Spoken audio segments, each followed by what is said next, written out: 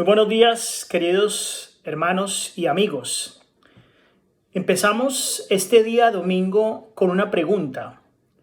¿Por qué se necesitaban sacrificios?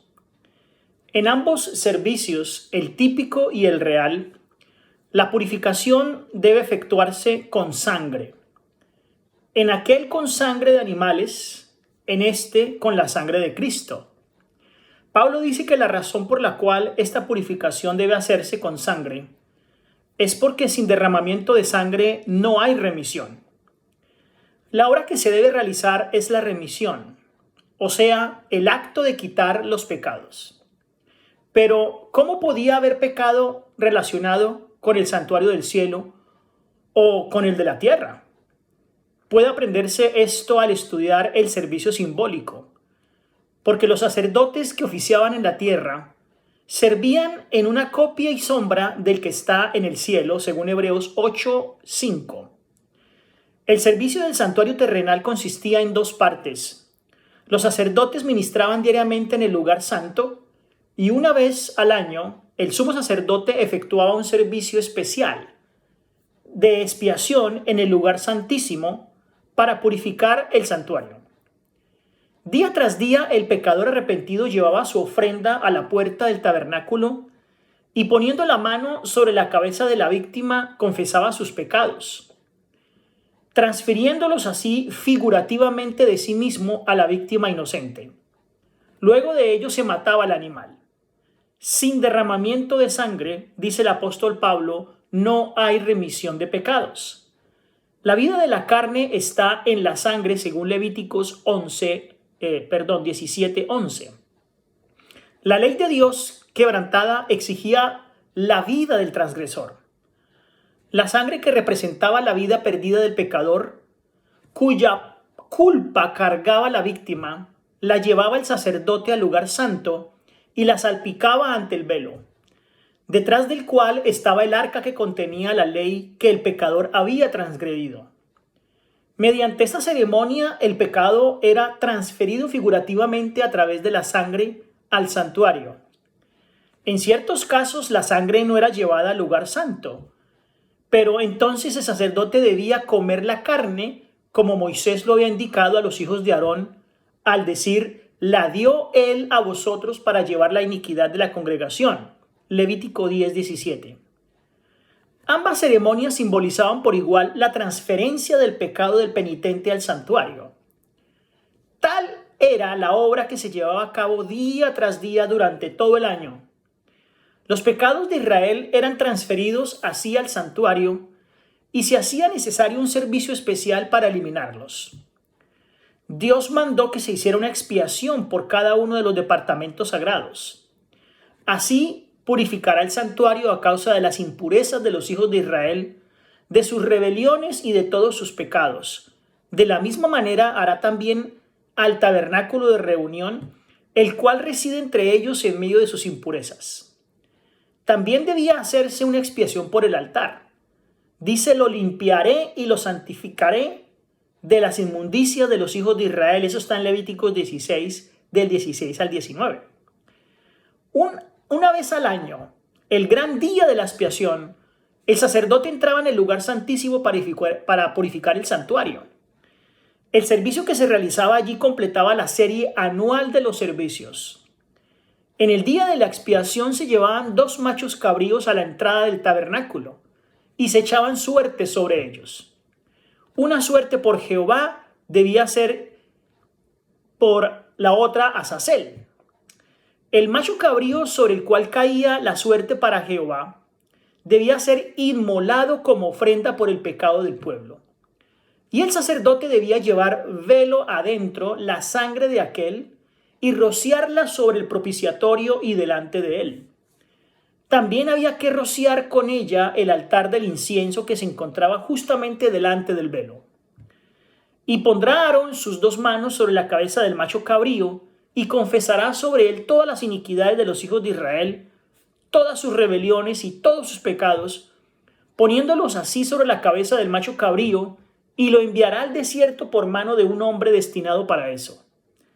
Y aquel macho cabrío llevará sobre sí todas las iniquidades de ellos a tierra inhabitada. Está en el capítulo 16, versículo 21 y 22. El macho cabrío emisario no volvía más al campamento de Israel, y el hombre que lo había llevado afuera debía lavarse y lavar sus vestiduras con agua antes de volver al campamento. Toda la ceremonia entonces estaba destinada a grabar en los israelitas la santidad de Dios y su odio al pecado, y además hacerles ver que no podían ponerse en contacto con el pecado sin contaminarse. Se requería que todos afligiesen sus almas mientras se celebraba esa hora de expiación. Se debía dejar de lado toda ocupación, y toda congregación de Israel debía pasar el día solemne humillación ante Dios con oración, ayuno y profundo escudriñamiento del corazón. El servicio típico enseña verdades importantes acerca de la expiación. En lugar del pecador se aceptaba un sustituto, pero la sangre de la víctima no borraba el pecado. Solo era un medio previsto para transferirlo al santuario. Por medio de la ofrenda de sangre, el pecador reconocía la autoridad de la ley, confesaba su culpa en la transgresión y expresaba su deseo de ser perdonado mediante la fe en un redentor por venir, pero aún no estaba totalmente libre de la condenación de la ley. En el día de la expiación, el sumo sacerdote, luego de haber hecho un sacrificio por la congregación, iba entonces al lugar santísimo con la sangre de dicha ofrenda y rociaba con ella el propiciatorio directamente sobre la ley, para hacer satisfacción de sus exigencias. Después, entonces, en calidad de mediador, tomaba los pecados sobre sí y los llevaba fuera del santuario. Luego ponía sus manos sobre la cabeza del segundo macho cabrío, confesaba sobre él todos los pecados y así los transfería figurativamente de él al macho cabrío emisario. Luego, al macho cabrío emisario lo llevaban lejos y se lo consideraba como quitados para siempre del pueblo. Luego, mucho más ahora, estamos justificados en su sangre, porque por él seremos salvos de la ira, según Romanos el capítulo 5 y el versículo 9. ¿No es entonces la voluntad de Dios que seáis desconfiados y que torturemos vuestras almas con el temor de Dios que nos acepta porque somos pecadores e indignos? A veces podemos decir que yo o nosotros somos pecadores, y esta es justamente la razón por la cual se necesita un Salvador. No tenemos bondad, no tenemos mérito alguno, no tenemos qué pretender ante la salvación, pero presentamos ante Dios la sangre expiatoria del Inmaculado Cordero de Dios, que es el que quita el pecado del mundo. Esa es nuestra defensa. Dios se acerca al hombre por medio de Jesucristo. Y entonces el mediador, único medio por el cual perdona los pecados, Dios no puede perdonar los pecados en menoscabo de su justicia, su santidad y su verdad, pero Él perdona los pecados y los hace plenamente. ¡Qué bello es esto! No hay pecados que no perdonará por medio del Señor Jesucristo. Esta es la única esperanza de nosotros los pecadores. Y si descansamos en ella con fe sincera, podemos estar seguros del perdón pleno y además gratuito. Hay solo un canal y ese es accesible a nosotros.